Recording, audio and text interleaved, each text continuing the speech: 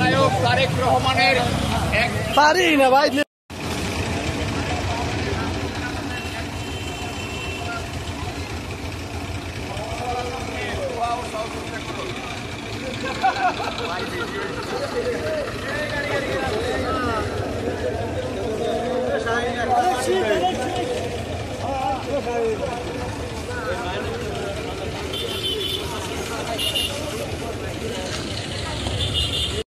দেশ নায়ক তারেক রহমানের ৩১ দফা রাষ্ট্র মেরামতের ৩১ দফা বাস্তবায়নের লক্ষ্যে সারা দেশে যে লিফলেট বিতরণের কার্যক্রম অব্যাহত রয়েছে তারই ধারাবাহিকতায় আজকে আমরা পটুয়াখালী বাউফল উপজেলার ৫ নং সূর্যমণি ইউনিয়নের নুরাইনপুর বাজারে আমরা এই লিফলেট বিতরণের কার্যক্রম হাতে নিয়েছি।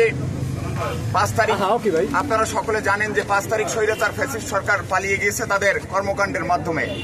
ইনশাল্লাহ আগামী দিনে তারেক রহমান দেশকে দেশের মানুষের ভোটের ভাতের অধিকার নিশ্চিতের লক্ষ্যে যে ৩১ দফা দিয়েছেন, আমরা ভালো কর্মের মাধ্যমে আগামী দিনে যাতে করে জনগণের মধ্যে আমাদের চিন্তা ভাবনা তারেক রহমানের ৩১ দফা পৌঁছে দিতে পারি, এজন্য সকলের কাছে দোয়া কামনা করছি।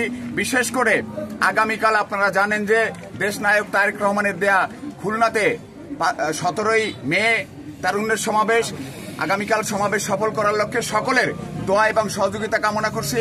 আজকের এই লিফলেট বিতরণ কার্যক্রমে বক্তব্য রাখবেন বাংলাদেশের জাতীয়তাবাদী দল বিএনপি পটুয়াখালী ২ বাউফল উপজেলা বিএনপির বিপ্লবী যুগ্ম আহ্বায়ক, ছাত্র জনতার আইডল বাউফল উপজেলা ছাত্র সমাজের অহংকার, আমাদের শ্রদ্ধাভাজন নেতৃত্ব জনাব মোহাম্মদ সামিউল আহমেদ লেলিন ভাই। নুরাইনপুর হাটের দিন শুরুতেই ক্ষমা চাচ্ছি যদি কোনো লিফলেট বিতরণকালে ভুল ত্রুটি হয়ে থাকে। আপনারা যারা বাজার করতে এসেছেন হয়তো পথচারী হিসাবে আমাদের সাথে একটু হতে পারে, আপনারা ক্ষমা সুন্দর দৃষ্টিতে দেখবেন, কারণ আমরা লিফলেট বিতরণ করেছি আমাদের মতো করে চেষ্টা করতেছি। ধন্যবাদ সাংবাদিক সমাজ যারা আছেন, ধন্যবাদ আমার সাথে ছাত্রদল, যুবদল, স্বেচ্ছাসেবক দল এবং এই ৫ নং সূর্যমণি ইউনিয়ন বিএনপির বিভিন্ন অঙ্গ সহযোগী সংগঠনের নেতৃবৃন্দ যারা আছেন, সবার নাম বললে হয়তো অনেক সময় লাগবে, নাম বলতে পারবো না। সবাইকে আন্তরিক ধন্যবাদ। স্থানীয় যারা আছেন সহযোগিতা করেছেন, পাশে থেকেছেন, ধন্যবাদ সবাইকে। শুরুতেই শ্রদ্ধার সাথে স্মরণ করি জুলাই অভ্যুত্থানে যারা নিহত হয়েছেন, সহমর্মিতা, শ্রদ্ধা, আহত এবং নির্যাতিতের প্রতি। দেশনেত্রী বেগম খালেদা জিয়ার সুস্থতা কামনা করছি। আপনাদের মনে থাকার কথা ১৫ বছর আমরা এই ফ্যাসিস্ট সরকারের বিরুদ্ধে আন্দোলন সংগ্রাম করেছি। ১৫ বছর আপনাদের এই পুঞ্জীভূত ক্ষোভ, আপনাদের এই অতৃপ্তি, আপনাদের এই গণতান্ত্রিক অধিকার হরণ, আপনাদের ভোটের অধিকার এই হরণের বিরুদ্ধে আমরা যুদ্ধ করেছি, আন্দোলন সংগ্রাম করেছি। আপনারা পাশে ছিলেন।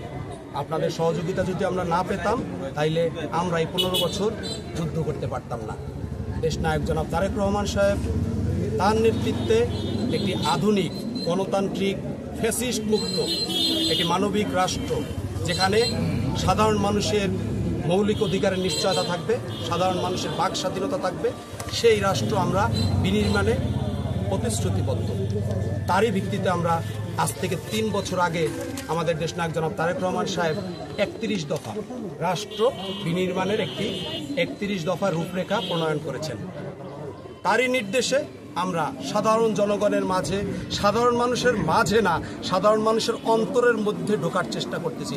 কারণ ধানের শীষ এবং বিএনপি, জিয়া পরিবার, তারেক